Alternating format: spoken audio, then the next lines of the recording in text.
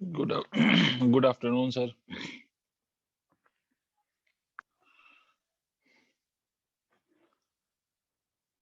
Good afternoon, everyone. Good afternoon sir. Good afternoon. Sir last class में हम pulley block system start कर चुके थे. As I remember we had already started pulley block system. Am I correct? Pulley block system हम discuss कर रहे थे ना लास्ट वाली क्लास में. यस ठीक सर। है, ओके. तो चलो देखते हैं कि लास्ट वाली क्लास की बात आपको कितनी याद है. एक क्वेश्चन मैं भी पूछ लेता हूँ आपसे, उसके बाद फिर हम आगे की बात करेंगे. एक क्वेश्चन आपसे पूछ लेता हूँ और फिर उसके आगे फिर हम फर्दर डिस्कशन करेंगे. तो देखो, लास्ट वाले क्लास में पुली ब्लॉक सिस्टम में करा रहा था आपको. मैंने बोला था कि फ्री बॉडी डायग्राम बनाना है, और जब तक सिंगल स्ट्रिंग से आपके ब्लॉक्स कनेक्टेड होंगे, acceleration of the block will be same, है ना, बट नॉट ऑलवेज. मैं कंडीशन फिर से रिपीट कर रहा हूं कि जब एक स्ट्रिंग होगी तो acceleration of the blocks will be same. अगर एक ही स्ट्रिंग है तो. If there are more than one string then there will be a different case कि हर ब्लॉक का एक्सेलरेशन फिर डिफरेंट होगा, बट अभी हम उसकी बात ही नहीं कर रहे हैं. हम सिंगल स्ट्रिंग पे ही बात कर रहे हैं. तो सर मेरा एक क्वेश्चन है बेसिकली कि सर क्वेश्चन इस तरह से मान लो कुछ भी कि ये आपका ऐसे, ये ऐसे, ये ऐसे. आपको मैंने बोला कि सर यहाँ पर एक ब्लॉक ऐसे कनेक्टेड है यहाँ पर, उसके बाद एक दूसरा ब्लॉक इस स्ट्रिंग के साथ कनेक्टेड है. मैं रेड वाली स्ट्रिंग जानबूझ के मैंने कलर डिफरेंट किया ताकि मैं आपको ये बता सकूं कि आपकी जो दो स्ट्रिंग यहाँ पर यूज हो रही है, वन इज दिस ब्लैक वाली string, one string which is black, and the another string is this red string. These are two different strings. और आप मान लो कि let's say it's 4 kg block, it's 2 kilogram block, it's 6 kilogram block. ठीक है, this is how the arrangement is given. आपको question ये पूछा गया कि what will be the acceleration and what will be the values of tension in both the string. Sir एक बात तो ऑब्वियस है, क्योंकि दो स्ट्रिंग है तो एक पॉइंट तो बहुत ऑब्वियस है सर यहाँ पर कि दोनों स्ट्रिंग में जो टेंशन की वैल्यू होगी वो डिफरेंट होगी. तो एक बात तो ऑब्वियस हो गई कि दोनों स्ट्रिंग का टेंशन विल बी डिफरेंट. ठीक है, अब आप ट्राई करोगे क्या? मैं आपको पहले कुछ टाइम दे रहा हूं. I am giving you 2 minutes to solve this problem. Yes उसके सर। बाद मैं डिस्कस करूंगा. ठीक है, पहले आप ट्राई करो. If you will not be able to solve, I will solve. Don't worry about it, but पहले आप ट्राई करो. Try it by yourself, then I will solve.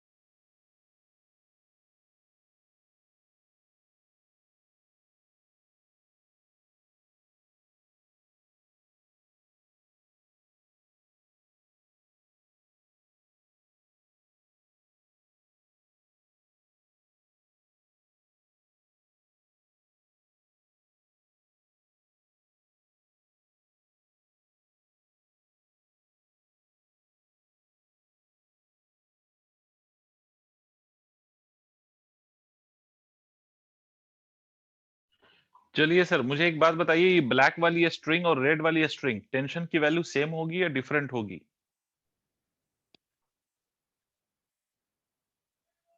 ये ब्लैक स्ट्रिंग और जो रेड वाली स्ट्रिंग है, tension in them will be same or will it be different? It will be different. Of course it will be different because these are two different strings. तो अगर बच्चे, मैं यहाँ पे टेंशन की वैल्यू T1 मान लेता हूँ, मान लो यहाँ पर मैंने T1 मान लिया, तो here you can assume some other value of tension, that is let's say it is T2. अब the second step is what? अच्छा, एक बात तो और ऑब्वियस है कि ये दोनों ब्लॉक नीचे जा रहे होंगे with the same acceleration and this block will be moving in the horizontal direction with the same acceleration. इस वाले ब्लॉक का कोई एक्सेलरेशन वर्टिकल डायरेक्शन में नहीं है, ये वाला block can only move in the horizontal direction. तो मैं फिर से रिपीट कर रहा हूं, this 2 kilogram and this 6 kilogram will be going downwards with the same acceleration of a, and this upper block which is placed on the horizontal surface, ये move कर रहा होगा आगे with the same acceleration of a. Clear है? तो अब चलो free body diagram बनाते हैं, और मैं I will show only those forces which is responsible for the motion of the body. मैं सिर्फ वही फोर्सेस ड्रॉ करूंगा which is responsible for the motion of the body. For example, 6 kilogram का जो फोर्स है, that will be mg, that will be equal to 60, है ना? mg की value 60, and in the upward direction it will have one tension, that is T2. Is it correct? What about 2 kilogram? 2 kilogram will experience a force of 20 Newton mg. The value of mg will be 20 Newton. In the upward direction, it is experiencing a force due to this part of the string which is T1. अच्छा, अगर आप देखो तो इस वाले block के साथ, ये वाला ब्लॉक आपको दिख रहा होगा स्क्रीन पे, इस वाले ब्लॉक के साथ एक नीचे भी स्ट्रिंग कनेक्टेड है ना, दिस रेड वाली string, there is also one string connected. तो इसका मतलब है कि एक और टेंशन होगा जो इस ब्लॉक को पुल कर रहा होगा in the downward direction, and that tension will be T2। Correct है? And the last block, this 4 kilogram, 4 kilogram पे वर्टिकल डायरेक्शन में भी फोर्सेस होंगे अनडाउटेडली, इधर एन लग रहा होगा, इधर mg होगा, but I am not going to take these forces because in the vertical direction this block is not moving. ये वाला जो 4 किलोग्राम का ब्लॉक है वो वर्टिकल डायरेक्शन में मूव नहीं कर रहा, तो I will not show those forces, I will only show this force which is T1। And मैं ये कह सकता हूं कि this block is going downwards with an acceleration of a, this is also going in downward direction with an acceleration of a, but this block is going towards right with the acceleration of a. ठीक है? and this block is of mass 4 kilogram. okay जानिए, I'll check the answer, don't worry. और ये वाला जो 2 kilogram वाला block है उस पे ये फोर्सेस हैं, और ये जो 6 किलोग्राम वाला ब्लॉक है उस पे ये फोर्सेस हैं। तो आप चलो let us right the equation. अगर मैं इस फर्स्ट वाले ब्लॉक पे लिखूं, so the only force which is accelerating this block of 4 kilogram, okay Tyra, let me check. The only force which is accelerating this block of 4 kilogram will be equal to T1 is equal to 4 multiplied by A. This is my first equation. Correct है? इस 2 kilogram को देखो तो 20 plus of T2, 20 plus of T2, because ये नीचे आ रहा है तो नीचे वाले forces has to be greater than the upper force, तो minus of T1 will be equal to 2 multiplied by A. सबको समझ आ रहा है? And the last one is from this it is also going downwards, so 60 minus of T2 is equal to 6 multiplied by A is my third equation. ये तीन equation आपको साफ साफ दिख रहा है, ठीक है? अब इन तीन इक्वेशन को मुझे सॉल्व करना है, तो मैं क्या कर सकता हूं? Put T1 from equation 1 into equation 2। T1 की वैल्यू उठा के यहां से यहां रख दो, तो ये आप ऐसे लिख सकते हो 20 plus of T2 minus of 4A is equal to 2A, so 20 plus of T2 is equal to 6A. I have got this one more equation, let me call this equation number 4। अब अगर आप देखो ये fourth equation और ये वाली equation, इन दोनों में यू आर गेटिंग T2, है ना? मतलब both the equations are in terms of T2 and A, तो इन दोनों को ऐड कर लो आप। क्या क्या ऐड करोगे? ऐड 3 and 4, अगर आप 3 और 4 को ऐड करेंगे सर तो क्या लिखेंगे 60 minus of T2 is equal to 6a and this will be equal to 20 plus of T2 is equal to again 6a, right? I think I am doing it correctly. तो ये कितना हो जाएगा T2 से T2 cancel हो जाएगा तो ये 80 is equal to 12a. तो a की वैल्यू कितनी आ जाएगी सर? a की वैल्यू आ जाएगी 80/12. ठीक है sir? That means a is equal to 40/3 metre पर सेकेंड स्क्वायर. मेरा एक्सेलरेशन तो ये आ रहा है. आपको समझ आई बात? Yes, sir. यहां तक नोट कर लो. एक्सेलरेशन आप नोट कर लो, फिर मैं T1 और T2 की वैल्यू बता देता हूं.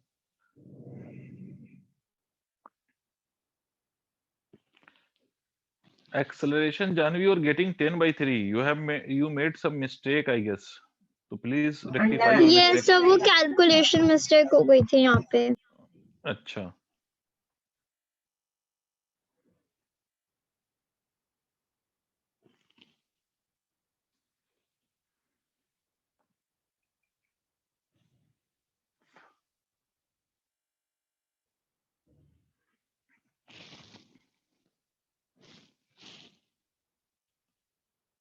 सर प्लीज समझा दो, एक बार समझ में नहीं आया.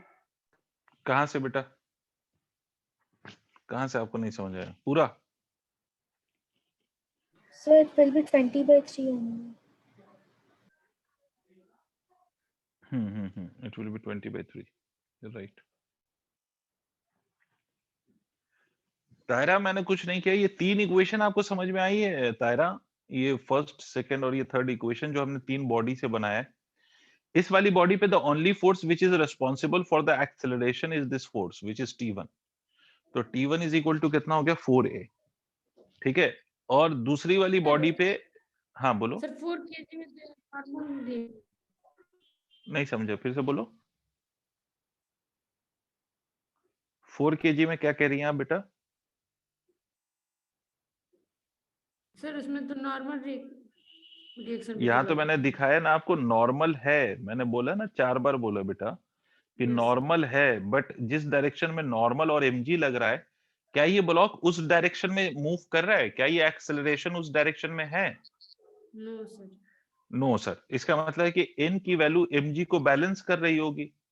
तो इसलिए हमें, although these forces are there, but इसका जो फोर्स का n और mg का जो सम है ना, वो सम 0 है, बिकॉज n mg को कैंसिल कर रहा है. तो इसलिए हमें इस फोर्स को कंसीडर करने की जरूरत ही नहीं है. We don't need to consider these forces because they are balanced force ना बेटा. Yes sir. तो इसलिए हमें उसको कंसीडर नहीं करना है. तो that is why we are not considering that force. हमें जो फोर्स को कंसीडर करना है वो फोर्स है which is responsible for the acceleration, है ना. हमें वो फोर्स कंसीडर करना है जो एक्सेलरेशन प्रोवाइड कर रहा है. तो 4 kg को जो एक्सेलरेशन प्रोवाइड करने वाला फोर्स है वो तो सिर्फ और सिर्फ T1 है ना बेटे. Yes sir. सर अब समझ में आएगा. तो इस, ठीक है. अब आते हैं दूसरी बात पे कि what will be the value of tension. Acceleration हम निकाल चुके हैं, तो टेंशन की वैल्यूज क्या होगी? तो अगर हम इस एक्सेलरेशन की वैल्यू इक्वेशन 1 में रख दें तो T1 is equal to 4 multiplied by 20/3. तो T1 की वैल्यू कितनी आ जाएगी 40/3 न्यूटन. ठीक है. वैसे ही अगर मुझे T2 निकालना हो तो either you can use equation number 2 और you can use equation number 3. मान लो T2 निकालने के लिए मैं ऐसे लिख सकता हूं 60 minus of T2 is equal to 6 multiplied by 20/3. तो T2 की वैल्यू कितनी हो जाएगी 60 माइनस ऑफ 120/3. बेटा हमने कुछ नहीं किया, T2 को उधर ले गए और 26 इंटू 20/3 विच इज 120/3 उसको इधर से इधर ले आए. तो T2 की वैल्यू कितनी हो जाएगी 60 माइनस ऑफ 120/3. इसको अगर आप सॉल्व करोगे तो 180, है ना. 60 माइनस ऑफ ये 60 इंटू 3 कितना हो जाएगा 180. 180 minus of 20, 120 will be 60. 60/3 will be equal to 20 I guess.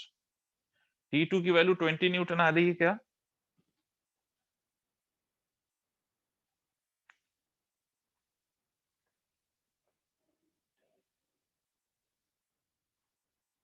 खैर आपने ये नोट कर लिया सबने?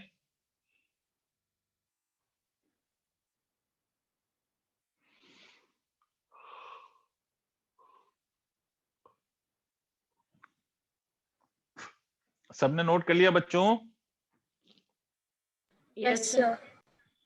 ओके, तो आई एम इरेजिंग दिस। आज एक और नया कॉन्सेप्ट सीख लेते हैं, उसके बाद फिर हम आगे की बात करेंगे जो हमारा कंजर्वेशन ऑफ लीनियर मोमेंटम है या इंपल्स मोमेंटम थ्योरम है, उस पर हम डिस्कशन करेंगे। But before that we have one more variety of, वैसे तो कनेक्टेड मोशन या इस पुली ब्लॉक सिस्टम में बहुत क्वेश्चन बनाए जा सकते हैं, बट आपको मैं उतना ही करा रहा हूं जितना आपके लिए 11th में रिक्वायर्ड है।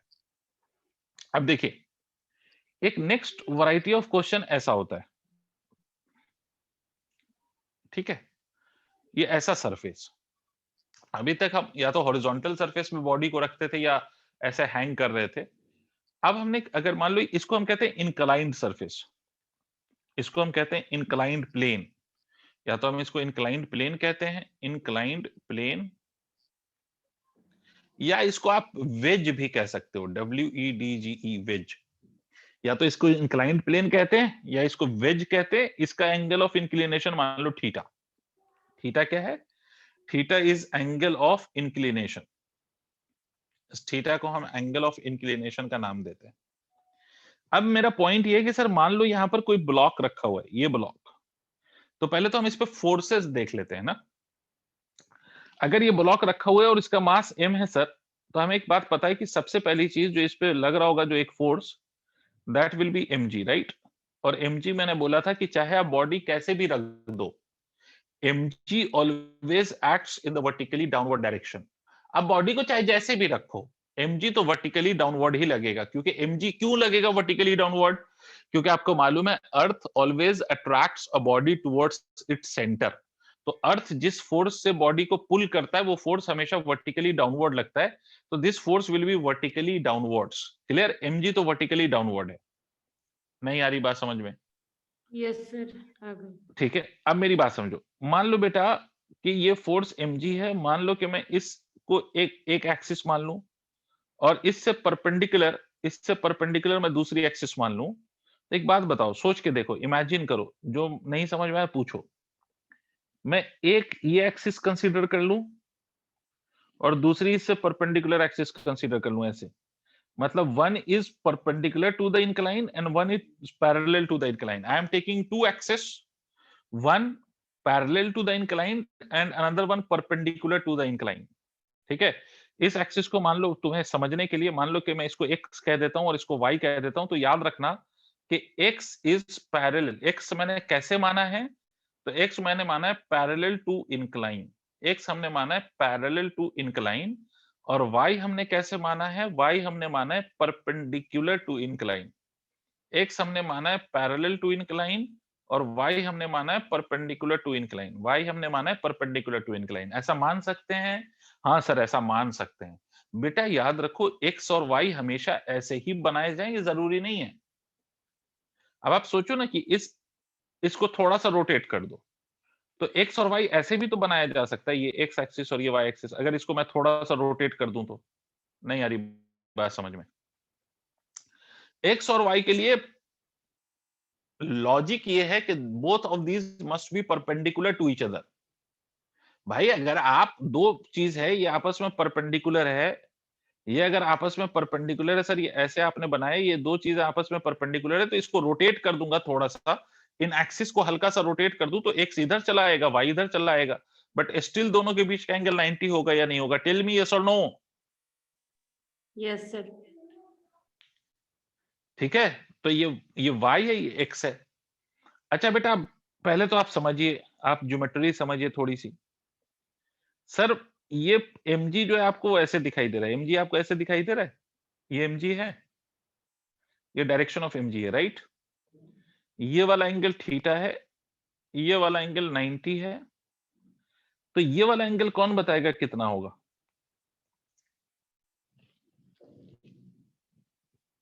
किसी भी ट्रायंगल में अगर ये एंगल थीटा है, ये एंगल 90 है, तो ये एंगल कितना होगा?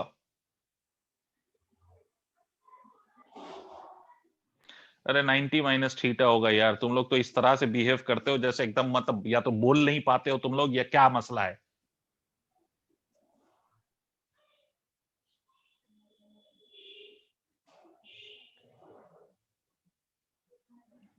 अरे ये एंगल कितना होगा? This angle will B 90 minus theta. Why will it B 90 minus theta?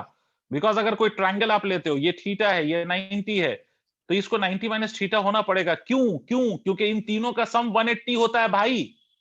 Yes. ये बचपन में पढ़ाया जाता है, कोई नई चीज नहीं पढ़ा रहा हूं मैं. इन तीनों का सम 180 होता है. सर क्या लिखोगे? Theta plus of 90 minus of theta. Theta से थीटा कैंसिल हो गया तो 180 आ जाएगा या नहीं आएगा? तो इसका Yes. मतलब है कि अगर आप कोई भी एक राइट एंगल ट्रायंगल लेते हैं, मैं फिर से लिख देता हूं, कोई थोड़ा बड़ा कर देता हूं डायग्राम, अगर आपको नहीं समझ में आ रहा है, क्योंकि आप बोलना तो चाहते ही नहीं हो, क्योंकि 2 ही 3 बच्चे बेचारे बोल पाते हैं, बाकी लोग को बोलने में प्रॉब्लम है. ये वाला एंगल 90 है, ये वाला एंगल थीटा है, तो ये एंगल कितना होगा? तो this angle will be equal to 90 minus of theta undoubtedly. क्यों? क्योंकि इस ट्रायंगल के तीनों एंगल का सम 180 होता है. Yes, sir. अब जिससे मैं पूछूंगा वही बताएगा. रुक जाओ ताहिरा और तारिक, आप लोग रुक जाओ. मैं जिससे पूछूंगा ना, नाम लूंगा और वही बताएगा. ये अगर एक्सिस लिया, जिसको मैंने वाई नाम दिया हुआ है, विभूति माइक अनम्यूट करो. विभूति माइक अनम्यूट करिए आप प्लीज.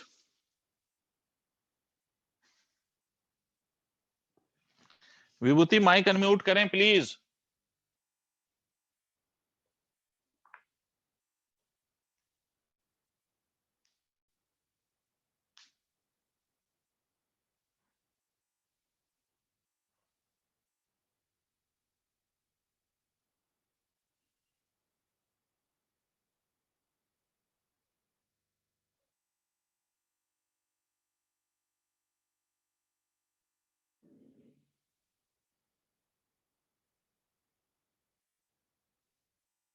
विभूति आपको मेरी आवाज जा रही है? विभूति, विभूति,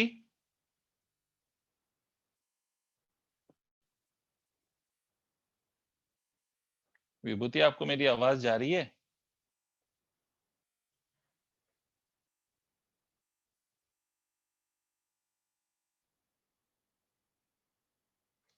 हालत है यार.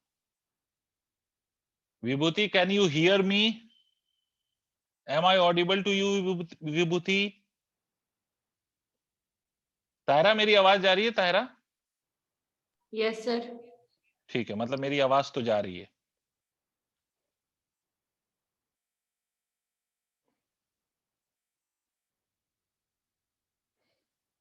Mohana, Mohana, Yes, sir. Okay, if you can hear me then please respond. Vibhuti, मैं तुम्हें रिमूव कर रहा हूं, जब आवाज चली जाए ना तो कनेक्ट कर लेना. Mohana, can you tell me कि this y axis is perpendicular to this line, right? यही तो हमने माना है. व्हाट वी हैव अज्यूम्ड कि this y is perpendicular to this inclined surface. Am I correct, Mohuna? Yes, sir. Okay.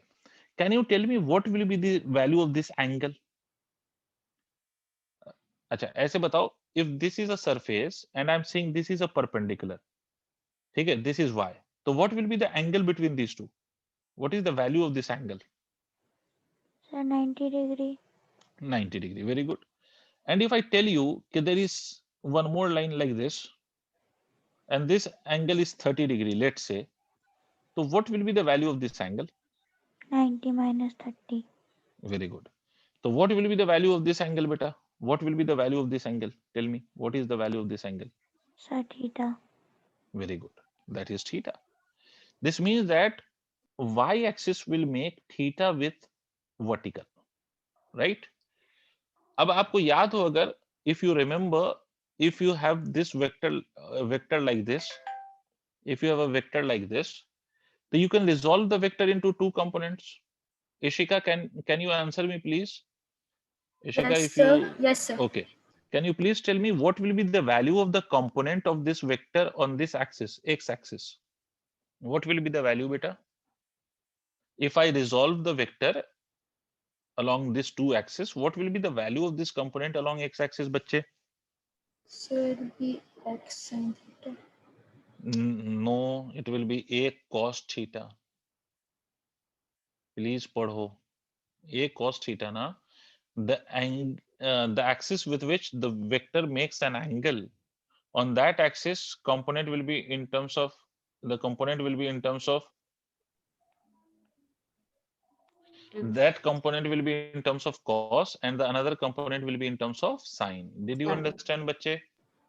You have to remember this. If you forget this, you will never Sir, be able am to I understand audible? physics. Yes, you are audible to me. Okay. Okay, Janvi, because you are audible to me, tell me what Yes, will be sir. the component, what will be the component of this mg on this y-axis? If I resolve this mg along this y and x, what will be the value of this component along y-axis? Yeah. So cos theta. Mg cos theta. And the axis with which angle is not given, on that we write the component in terms of sine, and that will be mg sin theta. Is it clear? अब अच्छे से इस Yes. Diagram को देखो, because this will be used again and again. This will be used again and again in the cases of inclined surface. So please अच्छे से देखो, note मत करो पहले पहले आप अच्छे से देखो. अगर if you have any doubt with the diagram, please ask me. Okay, before I proceed, can you tell me one more thing, the last thing that you have to respond at? Sir, if these two bodies are in contact, तो एक force तो mg है, that I have already written कि एक force mg है, वो हमने लिख दिया. Is contact, due to this contact, will there be any force because of this contact, बेटा? बेटा एक तो फोर्स mg हो गया, वो तो हमने देख लिया उसका. Yes, sir. Yes, sir. Yes sir. What will be that force, बेटा? वो Normal. फोर्स क्या? Normal. नॉर्मल. नॉर्मल का मतलब ही है कि जहां पर ये सरफेस है उससे परपेंडिकुलर डायरेक्शन में, तो there will be N also. Yes, sir. ठीक है, चलो तो दो फोर्सेस होंगे, one is N and another one is mg. ठीक है, और अगर आपको mg को रिजॉल्व करना है, if you want to resolve mg, तो आप mg को ऐसे रिजॉल्व कर सकते हो, perpendicular to inclined and parallel to inclined. This angle will be theta. जितना ये एंगल होगा उतना ही ये एंगल होगा, तो इसको हम लिख सकते हैं mg cos थीटा और इसको हम लिख सकते हैं mg sin थीटा. तो this is how we will be writing the force of mg and normal reaction on the inclined surface. अब इस डायग्राम को आप नोट करो, तो इसके साथ हम क्वेश्चन फ्रेम करते हैं. अब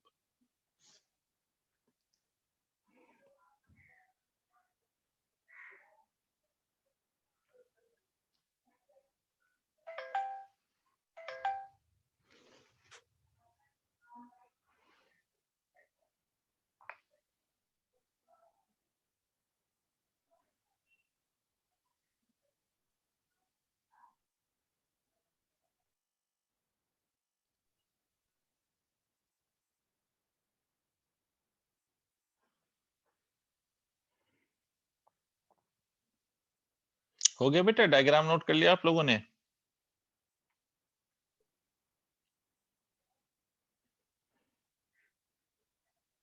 Yes, sir. Done.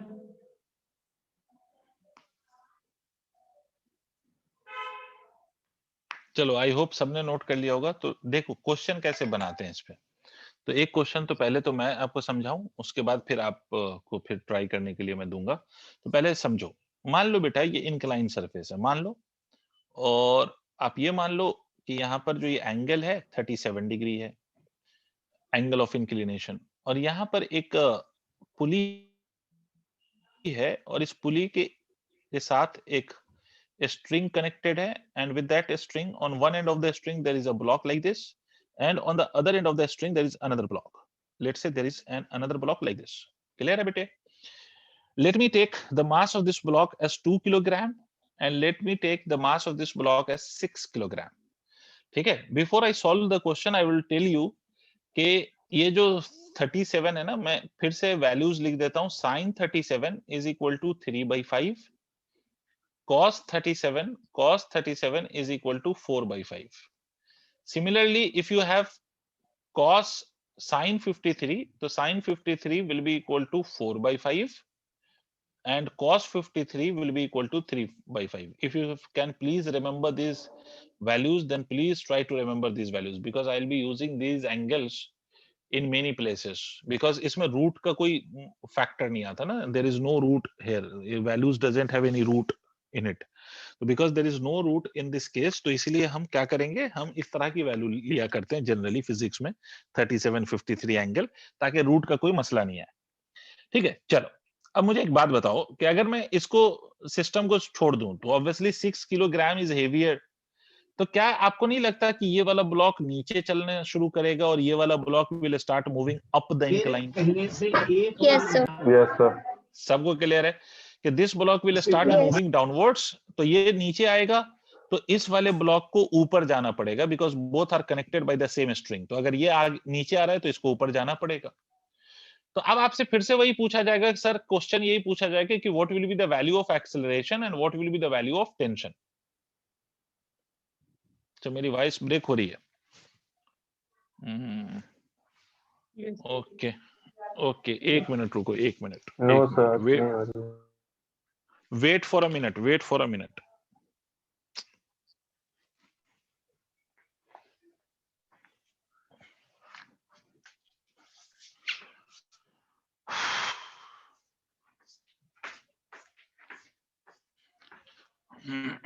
अभी जा रही है आवाज?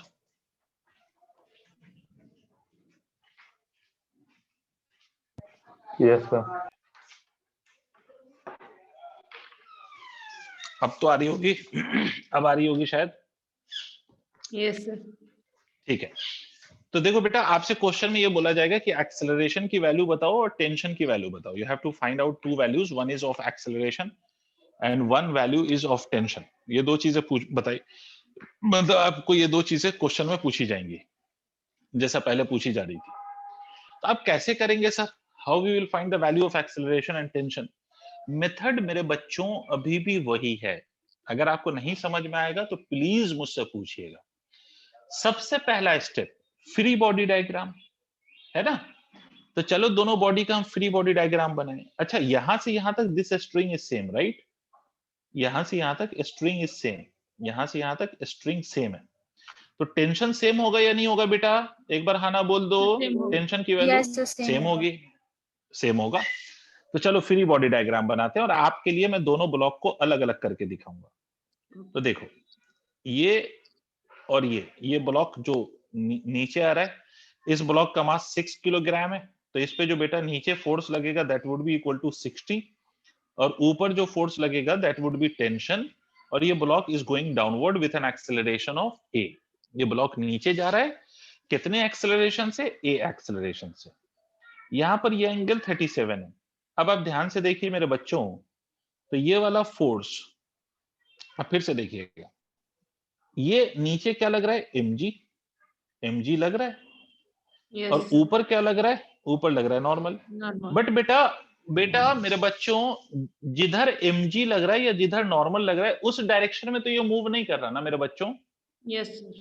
तो हम क्या करेंगे, हम कंपोनेंट में इसको ब्रेक कर देते हैं। पहले सबसे पहला काम करो, कंपोनेंट में ब्रेक कर दो। तो अगर आप कंपोनेंट में ब्रेक करोगे तो इसको आप क्या लिखोगे? mg cos 37, अभी बताया था ये वाला एंगल 37 होगा, और इसको क्या लिखोगे? mg sin 37, है ना? Ishika, is there any other forces also acting on this block of 2 kg? Is there any other force other than N and mg? So tension. Very good. Tension, बहुत प्यारा। ये टेंशन, और ये block किधर जाएगा? ऊपर।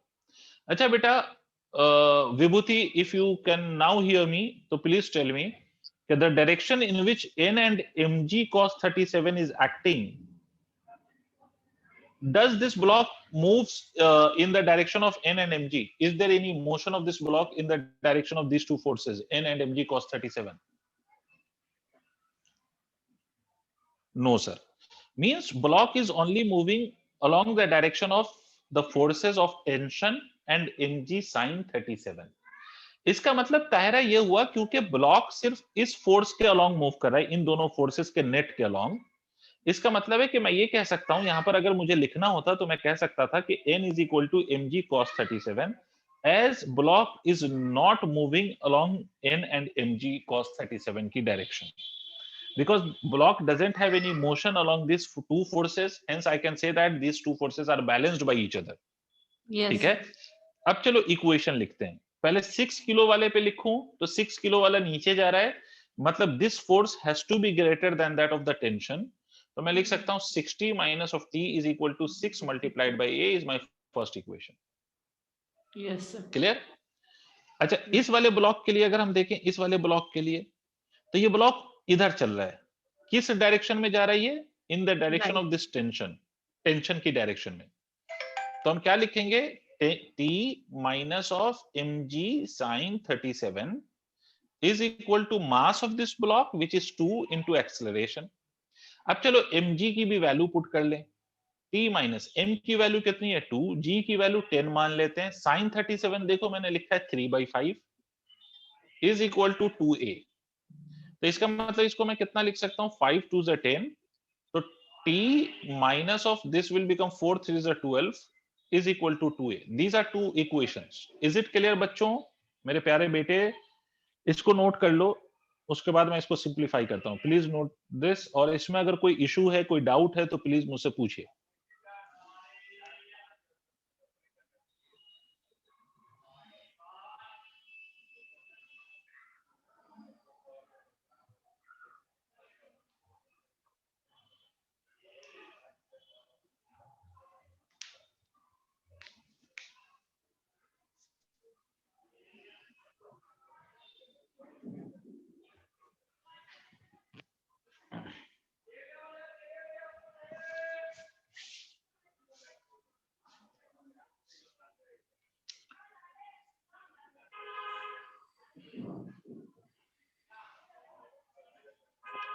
Done, sir. Okay, let others also note it. सबने note कर लिया? Yes, sir. ओके बेटे, so now let us simplify these two equations and let us find the final result। okay जानवी, a is equal to 6, no issue। Simply आप इन दोनों equation को add कर दो, तो 60 minus of t is equal to 6a, and the another equation that we have is t minus of 12 is equal to 2a। so if you add these two, this t will cancel out, 60 minus of 12 will become equal to 48 is equal to 6a। so a will be equal to 8 meter per second square। this will be the value of acceleration if I'm not wrong, sorry I have made a mistake, this will be 8, so this will be 6 meter per second meter square। this is the value of acceleration। once you have got the acceleration, finding the tension is not a big deal। you can simply put the value of acceleration in any one of the equation and you can find the value of tension। तो मान लो मैं इसमें रख देता हूं t minus of 12 is equal to 2 multiplied by a is 6, so t will be equal to 12 plus of 12 is equal to 24 newton। this is the value of tension। yes, you are right Janvi। so t would be equal to simply 24 newton।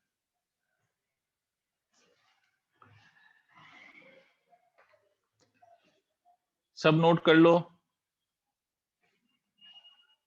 I hope आपने कर लिया होगा। तो ऐसे ही एक दो और questions कर लेते हैं ताकि हमारी प्रैक्टिस हो जाए ना।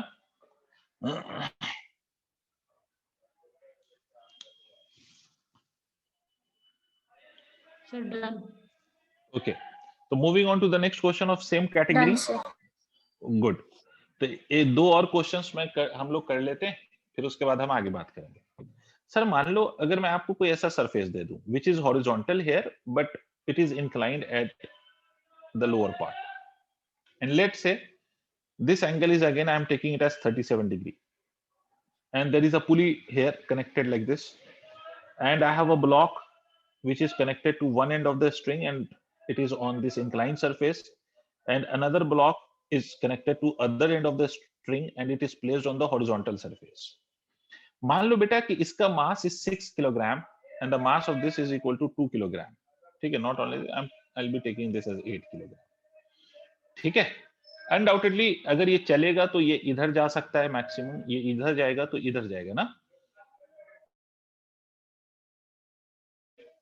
अब आपको इसमें क्वेश्चन फिर से वही पूछ लिया जाए कि what will be the value of acceleration and what will be the value of tension. अगर ऐसे पूछ लें तो आप कैसे सॉल्व करोगे? तो फिर से वही बात है सर कि because they are connected to the ends of the same string, तो obviously their acceleration will be same. and not only this, the tension in both the parts of the string will be same. इधर tension अगर T है तो इधर भी tension T होगा, because it is same string from here till here, है ना, यहाँ से यहाँ तक string same है, तो tension की value would be same, ठीक है, for the whole string. तो पहला स्टेप क्या करना है, फिर से वही तरीका है ना बेटा, कि पहला स्टेप फ्री बॉडी डायग्राम और दूसरा स्टेप कि फिर F net is equal to mass into acceleration. तो चलो मैं फ्री बॉडी डायग्राम बनाता हूं. पहले तो उस ब्लॉक को मैं ड्रॉ कर रहा हूं which is kept on the horizontal surface. Undoubtedly बेटा इस पे एन इधर लग रहा है, अनडाउटेडली इधर mg लग रहा है, विदाउट एनी डाउट. बट जिस डायरेक्शन में n और mg है, the direction in which these two forces are acting, in that direction block is not moving. There is no acceleration of the block in the vertical direction. तो इसका मतलब है इस block के लिए तो मैं कह ही सकता हूं ना कि फिर से कि n is equal to mg as the block is not moving in this direction. But yes, block is moving in the horizontal direction, तो इसको मैं कह सकता हूं tension. This can be called as tension, which is responsible for moving this block. Is it clear to everyone? And the mass of this block is 2 kilogram. Sir हाँ ना बोलो, क्या ये सबको क्लियर है? दूसरा वाला ब्लॉक मैं ड्रॉ कर लेते हैं. दूसरे ब्लॉक को, ये वाला angle you can see it is 37 degree है. ये ब्लॉक ऐसे है मेरे बच्चों. इस ब्लॉक पे there is tension acting in this direction, tension in this direction, this is T. इस ब्लॉक पे one force is mg like this, इस पे mg ऐसे लग रहा है, तो इसका कंपोनेंट एक इधर लोगे परपेंडिकुलर टू इंक्लाइन और दूसरा लोगे पैरेलल टू द इंक्लाइन. ये वाला जो कंपोनेंट आएगा this will be called as mg cos 37 because this angle will be 37, अभी सिखाया था आपको. This will be mg sin 37 and obviously there will be one more force, normal reaction. और ये जो नॉर्मल रिएक्शन है that will be exactly opposite to mg cos 37. Without any doubt this normal reaction will be opposite to mg cos 37. बेटा फिर से ये बात वही है कि इन the direction of this two forces n and mg cos 37 body move नहीं कर रही है. इसका मतलब क्या मैं ये फिर से कह सकता हूं कि इस वाले इंक्लाइन सरफेस पे n is equal to mg cos 37. Am I right और नॉट? क्या सबको यहां तक क्लियर हो गया? But yes, this block is moving along this direction with an acceleration of a. पहले मुझे ये बताओ, is it clear to all till here? Yes, sir. Yes, sir. तो बेटा t is equal to 2a is my first equation and second equation क्या लिखूंगा? देखो, because block is moving in the direction of mg sin 37, so I will write this as mg sin 37 minus of t is equal to m into a.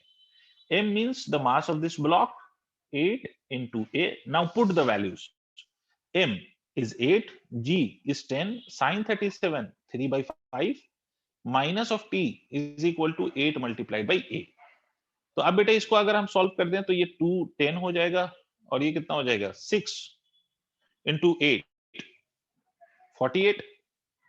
तो 48 minus of T is equal to 8A. This is my second equation. क्या मैंने सही करा है? आपको कुछ नहीं करना, ऐड 1 एंड 2. फिर से आप 1 और 2 को ऐड कर दो तो t is equal to 2a. या तो आप ऐड कर लो या put the value of t from this equation two that equation. आप दोनों पॉसिबिलिटी है. या मैं आपको ऐसे लिख देता हूं, put t from 1 in 2. Equation 1 से t की वैल्यू उठाओ और कहां पुट कर दो 2 में. तो क्या लिखोगे 48 minus of 2 is equal to 8a. तो 48 इज इक्वल टू 10a. तो a की वैल्यू कितनी आ जाएगी 48 by 10 that is equal to 4.8 metre पर second square. Am I right? सही करा मैंने? Wait, sir.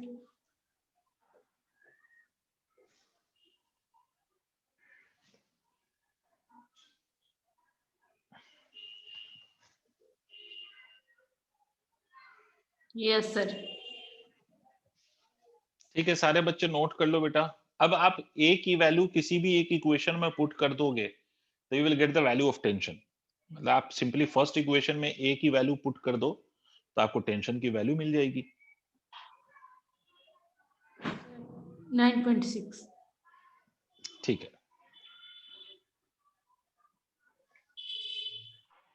Okay, can I erase this? Yes, sir. ठीक है, तो मैं इसको इरेज कर रहा हूं and now I am going to give you a question which you will attempt first, उसके बाद मैं उसको सॉल्व करूंगा। तो मैं इसको इरेज कर रहा हूं बच्चों। Next question which you will attempt for, आप पहले ट्राई करेंगे।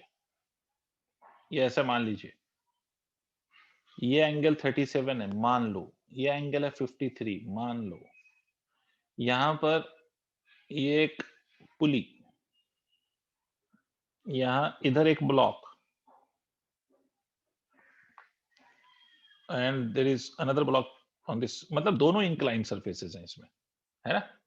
ये मान लो it is of 10 kilogram and this block is of 2 kilogram let's say. तो आपको फिर से वही बताना है कि what will be the acceleration and what will be the value of tension. ये दो चीजें कैलकुलेट करनी है। I am giving you some time to solve, then I will discuss.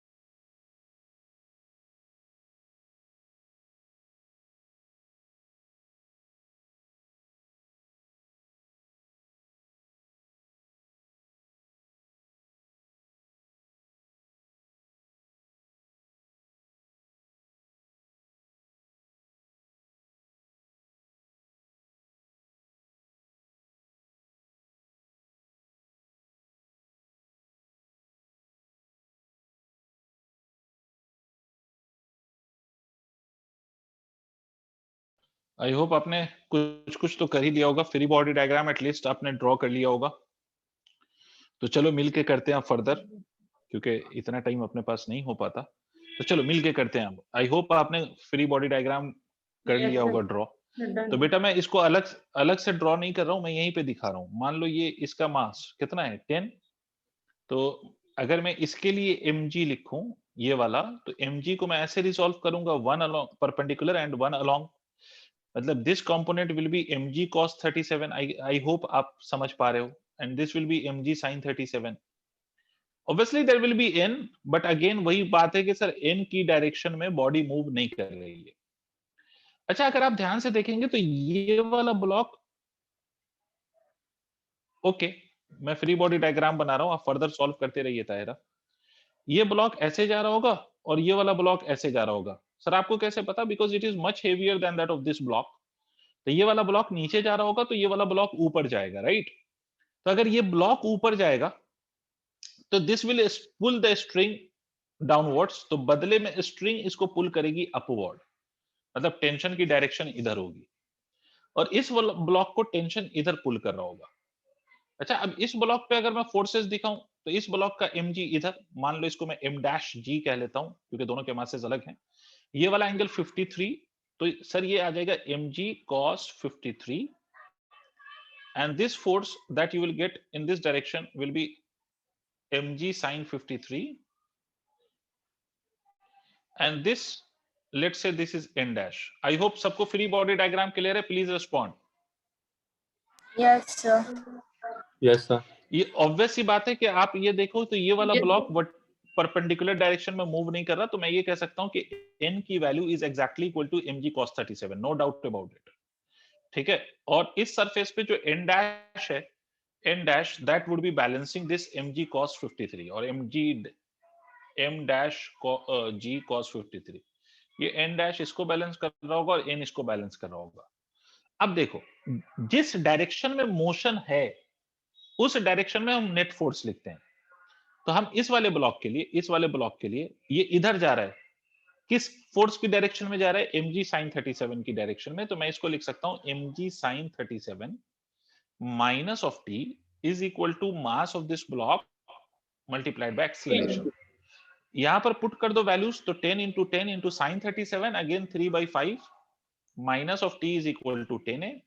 तो बेटे यहां से आप कह सकते हो कि 5 2 is 10, तो 20 और 3 तो 60 minus of t is equal to 10a। I hope मेरा ये इक्वेशन क्लियर हो गया हो आप लोगों को। सिमिलरली ये वाला ब्लॉक किधर जा रहा है? ऊपर। तो इस ब्लॉक का acceleration is in the direction of tension. तो आप लिख सकते हैं tension minus of mg sin 53 degree is equal to 2 multiplied by a। तो t minus of m, the mass of this block is 2, g is 10 and sin 53 अभी बताया था 4/5, अभी लिखवाया था आप लोगों को, इज इक्वल टू 2a। तो ये हो जाएगा 5 2 is 10, ठीक है। तो 8 to the 16, तो t minus of 16 is equal to 2a is my second equation। मुझे अब ईमानदारी से बताओ, विथ ऑनेस्टी, किसको नहीं समझ में आया?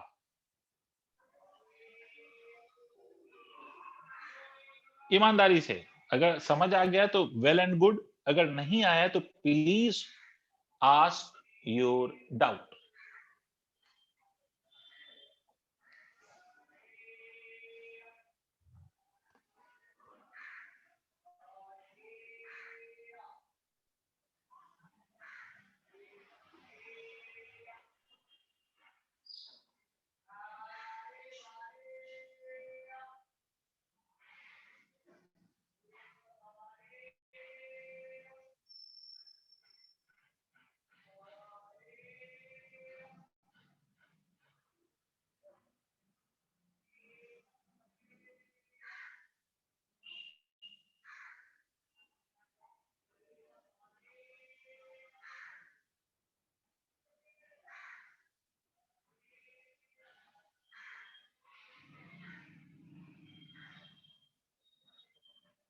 हो गया बेटा? कोई ऐसा बच्चा जिसको नहीं समझ में आया हो? सबने नोट कर लिया?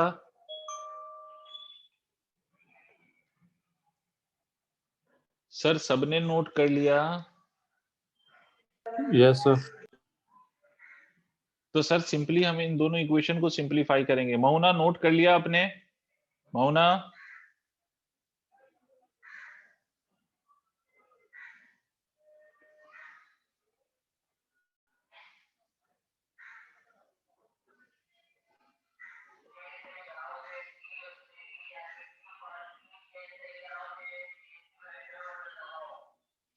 चलो इन दोनों इक्वेशन को सिंपलीफाई करें। तो 60 minus of t is equal to 10 multiplied by a और t minus of 16 is equal to 2a। ठीक है, इन दोनों को अगर मैं ऐड करूं तो t will cancel out. 60 minus of 16 will be equal to 44 is equal to 12 multiplied by a। तो a की वैल्यू कितनी आ जाएगी? 44/12। ठीक है, इसका मतलब कितना आ जाएगा? 11/3। This will be your acceleration, am I right? Yes, sir. ठीक है, write the final answer.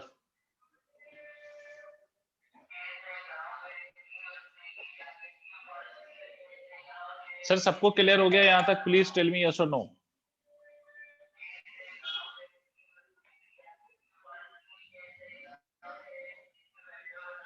Yes. ठीक है, ओके, मूविंग ऑन। तो दिस इज one variety of the question that we have already discussed, in which the blocks are moving.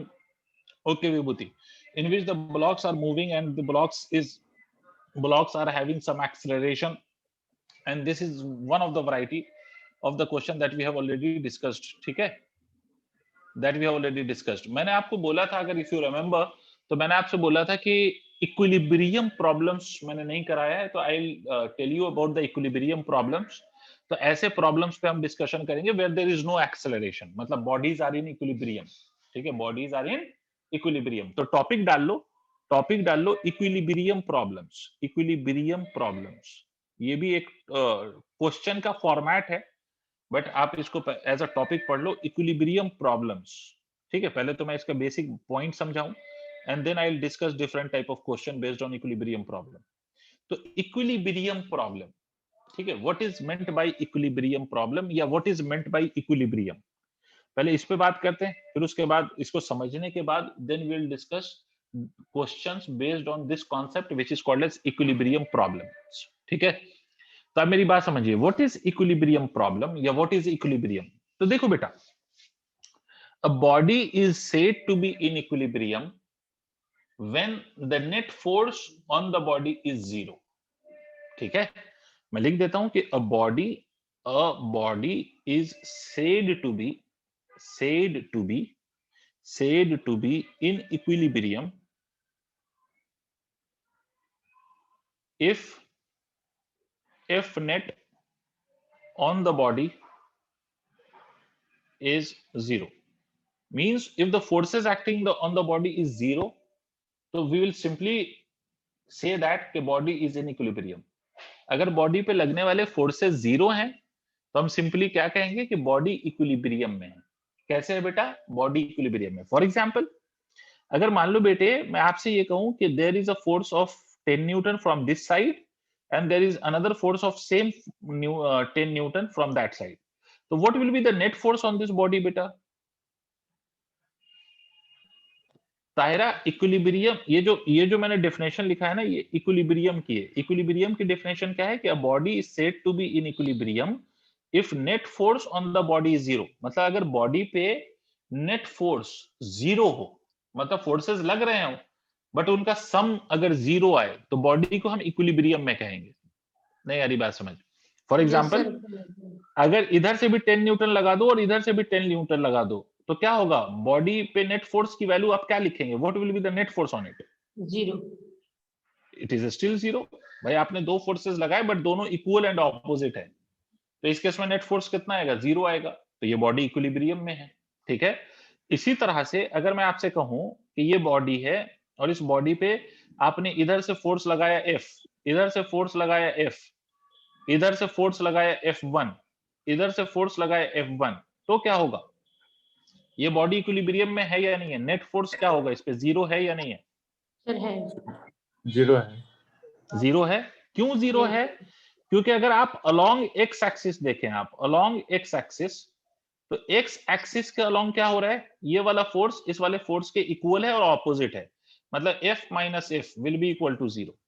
इसी तरह से बेटा अगर अलोंग वाई एक्सिस आप देखें, वाई एक्सिस के along there are two forces F1 and F2, तो F1 minus of F1 is still equal to zero. मतलब फोर्सेस अलोंग एक्स एक्सिस भी जीरो है और फोर्सेस अलोंग वाई एक्सिस भी zero है, तो इसका मतलब है बॉडी इक्विलिब्रियम में है। बट बेटे मेरे बच्चे, अगर मैं आपसे ये कहता कि इधर से फोर्स F है, इधर से फोर्स F है, इधर से फोर्स F1 है और इधर से फोर्स कुछ F2 है, तो अब ये इक्विलिब्रियम है या नहीं है, इज इट इक्विलिब्रियम स्टेट और not. Sir along No. Zero है। बहुत बढ़िया, अलोंग एक्स एक्सिस बिल्कुल सही कह रही है ताहिरा कि अलोंग एक्स एक्सिस तो सर F नेट जीरो है, बट अलोंग वाई एक्सिस बिल्कुल सही कह रहे हो तारिक भाई तुम भी कि अलोंग वाई एक्सिस ये फोर्सेस इक्वल नहीं है, तो F1 minus of F2 is not equal to zero because they are not equal, ये एक F1 है तो दूसरा F2 है, तो अलोंग वाई एक्सिस ये फोर्सेस बैलेंस्ड नहीं है, बट अलोंग एक्स एक्सिस, तो मतलब अल्टीमेटली हम ये नहीं कहेंगे, तो इसका मतलब हम अल्टीमेटली क्या कहेंगे, body is not in equilibrium. Simply अगर पूरा इक्विलिब्रियम पूछा जाए तो हम कहेंगे कि body is not in equilibrium.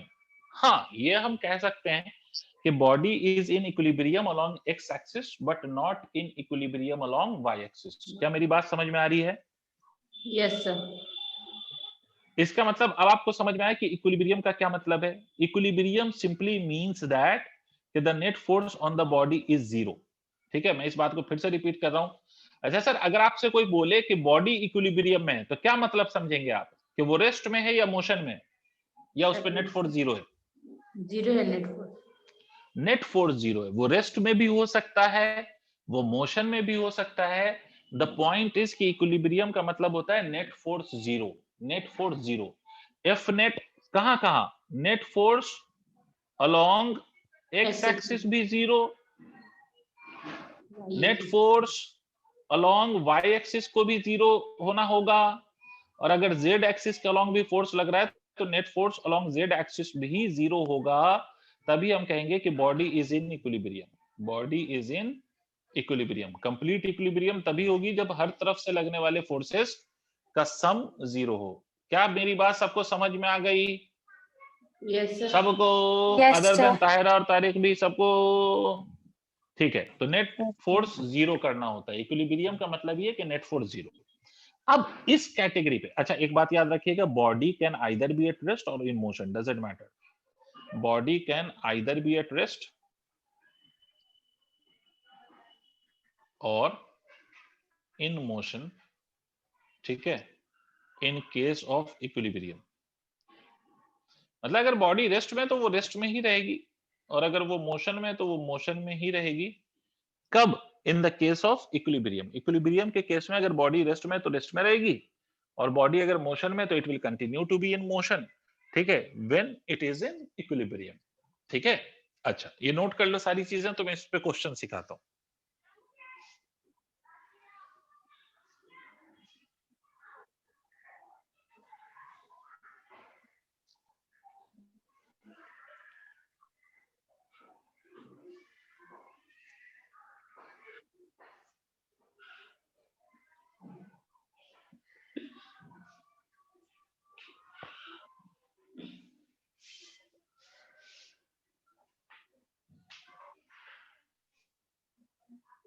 Note कर लिया? Net sir.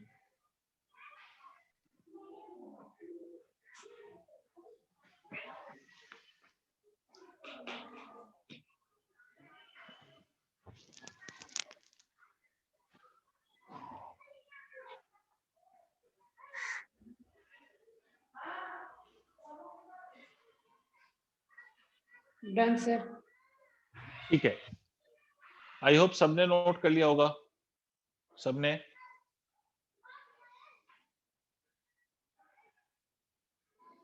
चलो, सबकी एक्सपेक्टेशन ही करना बेकार है। ठीक है भाई, क्वेश्चन देखिए।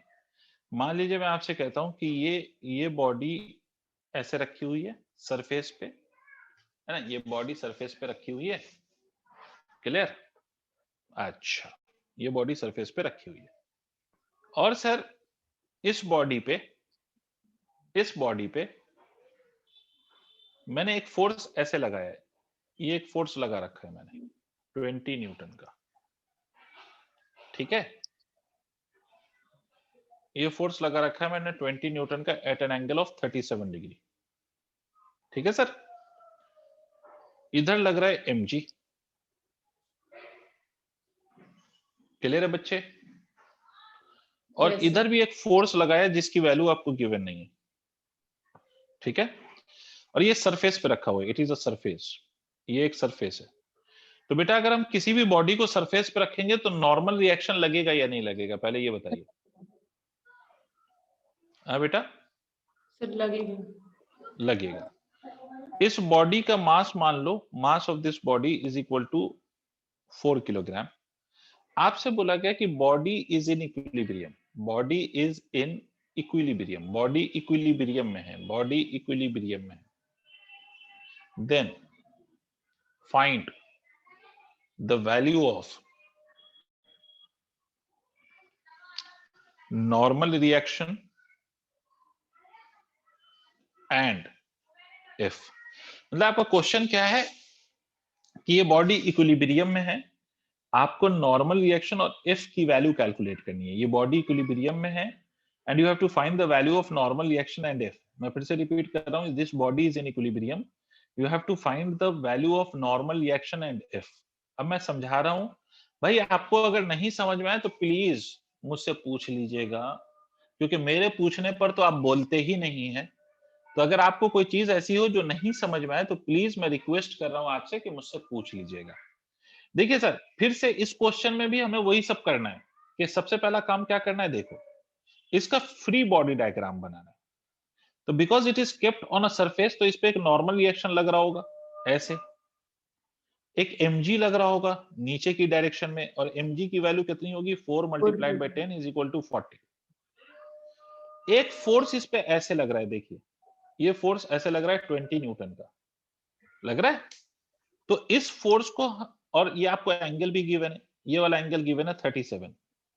तो इस फोर्स के दो कंपोनेंट ले सकता हूं मैं, एक लिख सकता हूं मैं 20 cos 37, ध्यान से देखिए बेटे, और इस Yes. फोर्स का दूसरा कंपोनेंट जो आएगा वो इधर आएगा, है ना ऐसे। ये कितना आएगा 20 sin 37। आई होप आपको समझ में आ रहा हो, और इधर जो फोर्स है वो F है। ठीक है sir. Janvi, can you hear me Janvi? Yes, sir. Can you please tell me for the equilibrium what should I do? I have shown you the forces. For the equilibrium what should I do? So for equilibrium, there should be an equal force in left Equal forces direction also. in x direction also and in y direction also. तो देखो Yes, sir. हमसे बोला गया कि because the body is in equilibrium, तो हम ये कह सकते हैं for equilibrium along x axis, equilibrium along x axis, हमें मालूम है कि सर नेट फोर्स कितना होना चाहिए, F net along x axis must be equal to 0 होना चाहिए। और x एक्सिस पे कौन कौन से फोर्स लग रहे हैं, ये वाला और ये वाला, तो और दोनों की डायरेक्शन ऑपोजिट है। तो क्या मैं ऐसे लिख सकता हूं 20 cos 37 minus of f is equal to 0 लिख सकता हूं। इसमें से इसको सब्ट्रैक्ट कर दिया, क्यों? क्योंकि दोनों की डायरेक्शन ऑपोजिट है। तो या तो आप Yes. f माइनस 20 cos 37 कर दीजिए, या 20 cos 37 माइनस ऑफ f कर दीजिए, कोई फर्क नहीं पड़ेगा उससे। अब cos 37 की वैल्यू कितनी होती है 4/5 minus of f is equal to 0। ठीक है सर, यहां तक नोट करो, आगे बताता हूं क्योंकि I am running short of space. तो please note till here so that we can proceed. So can it also be F minus 20 cos? Yes, you can write. Yes, you can write. No issue with that. Either you, because positive and negative sign depends on you. You can take any direction to be positive and any other direction to be negative. So Okay, there sir. will be no difference. Okay.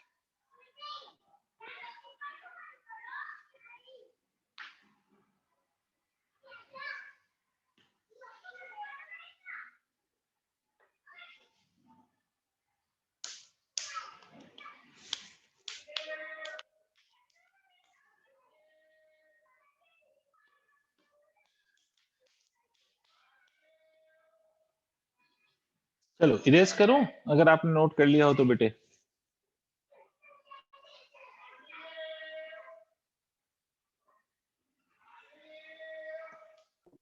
Yes, sir. ठीक है, तो बेटा अगर मैं इसको further solve कर दूं तो मैं सिंपली ये लिख सकता हूं कि 20, तो ये 5 4 द 20, ये 5 4 द 20, तो इसका मतलब हो गया कि 16 minus of f is equal to 0, इसका मतलब f is equal to 16। f की वैल्यू हमें 16 पता चल गई from the equilibrium along x axis. अब बिकॉज हमसे बोला गया कि बॉडी इक्विलिब्रियम में है, तो it is not only in equilibrium along x axis but it will be also in equilibrium along y axis. तो for equilibrium along y axis के अलोंग अगर इक्विलिब्रियम देखें, for equilibrium along y axis, f net along y axis must be equal to 0। f net की value y axis के along 0 होनी चाहिए। इस अब y एक्सिस में देखो दो फोर्स है ऊपर, तो मतलब अगर आप ऊपर पॉजिटिव ले लें और नीचे नेगेटिव ले लें, आपकी मर्जी है, या आप नीचे पॉजिटिव ले लें ऊपर नेगेटिव ले लें, इट डिपेंड्स ऑन यू। तो मैं ऐसे लिख सकता हूं n प्लस ऑफ 20 sin 37, ये दोनों ऊपर है और ऊपर वाले फोर्स को मैं पॉजिटिव ले रहा हूं, और ये दोनों सेम डायरेक्शन में, तो ये दोनों ऐड होंगे, और ये mg ऑपोजिट डायरेक्शन में, तो वो सब्ट्रैक्ट होगा। Minus of 40 is equal to 0 लिख सकता हूं। इसका मतलब मैं इस बात को ऐसे लिख सकता हूं n प्लस 20 sin 37, sin 37 की वैल्यू कितनी होती है, तो 3/5 होती है sir. Minus of 40 is equal to 0, तो ये कितना हो गया 12 minus of 40 is equal to 0। Clear है?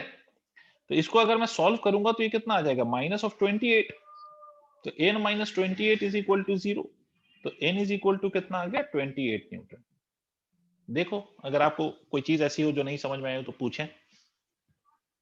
सर आगे। आ गई, गुड।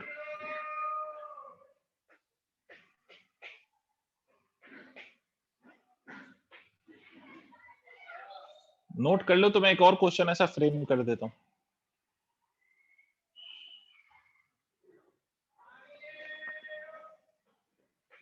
Done sir. ठीक है, एक और ऐसा क्वेश्चन देख लेते हैं जल्दी। Moving on to one more question of the same category.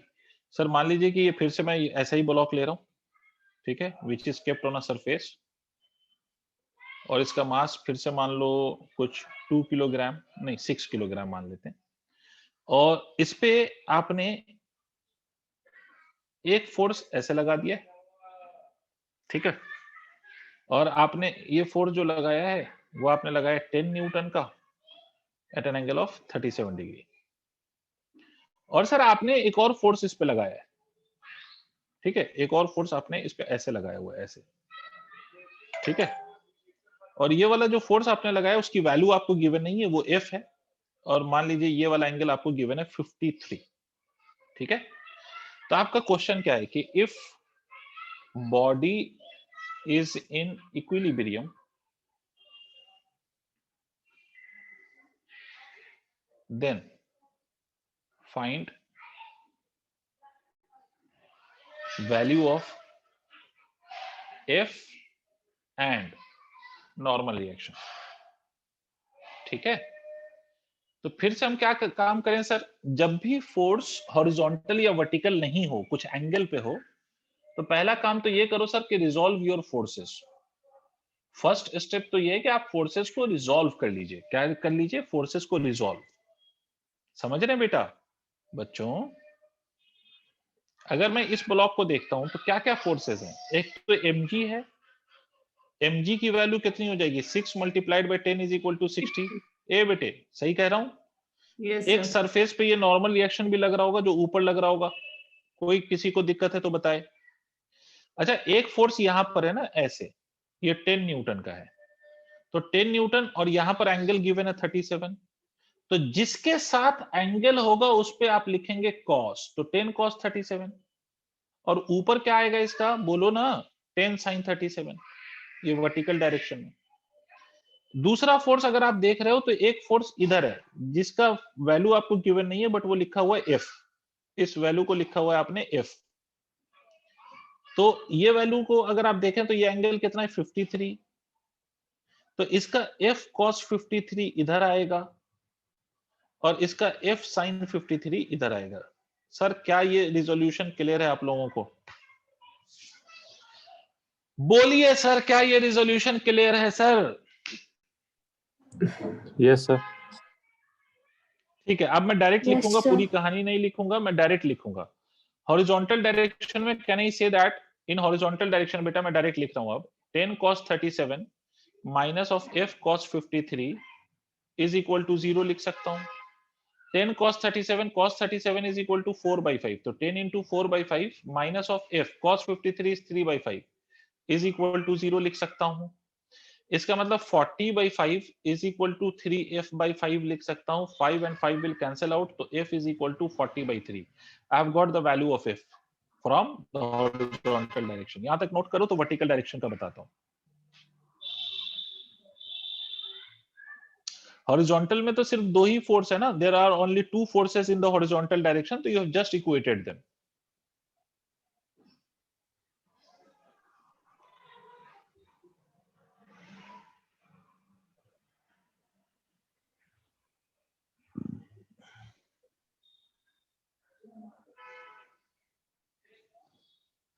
हो गया?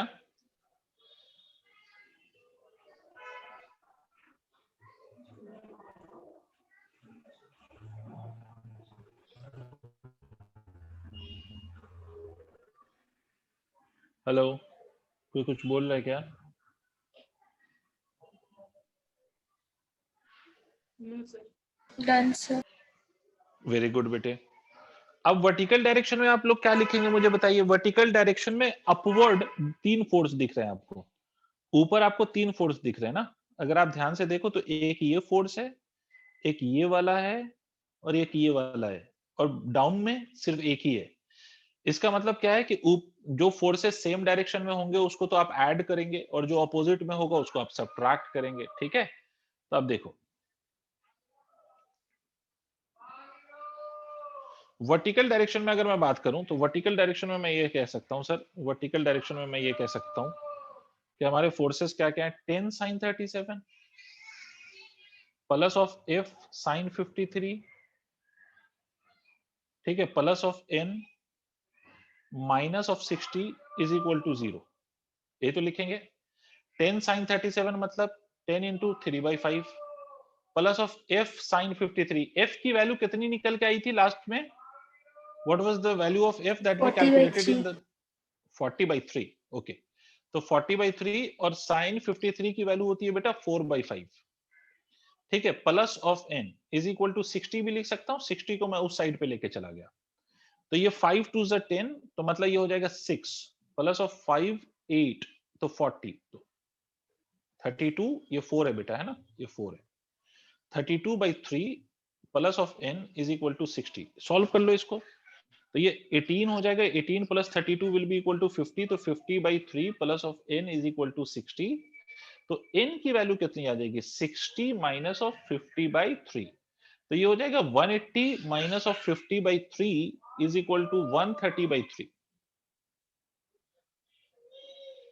क्लियर है? Yes, इतना sir. फोर्स आ गया। तो यहां तक नोट कर लीजिए और इन सबको अच्छे से पढ़िए। तो कल की क्लास में, मतलब नेक्स्ट क्लास जो है आपकी, उसमें इसी के एक दो और क्वेश्चन कराने के बाद we will discuss conservation of linear momentum and impulse momentum theorem, and that is the last topic of this chapter। ठीक है, तो जल्दी से इसको नोट कर लो, आज यहीं तक रहने देते हैं। Yes sir. ओके सर, तो मैं